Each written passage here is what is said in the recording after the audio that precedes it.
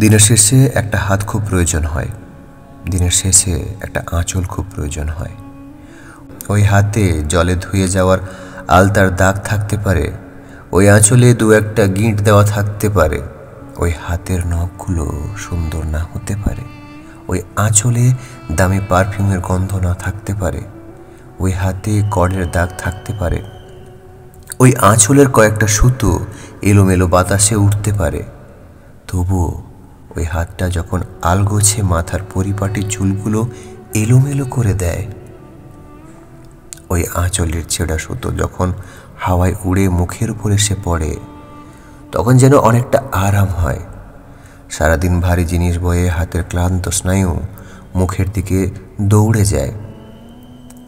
ব্যথা কমানোর জন্য এইখানে প্যারাসিটামলের মতো ওই আঁচড় অথবা হাতের ছোঁয়াকে নির্দিষ্ট জায়গায় দৌড়াতে হয় না। এইখানে স্নায়ু দৌড়ে আসে, মাংসপেশির অনুভূতিগুলো দৌড়ে আসে। তবে একটা কথা কি জানো, ওই হাত বা আঁচলের অধিকারিণীকে তোমার মনের বড্ড বেশি কাছে থাকতে হয়। ওই মানুষটিকে তোমার জন্য অনেকটা সময় রাখতে হয়।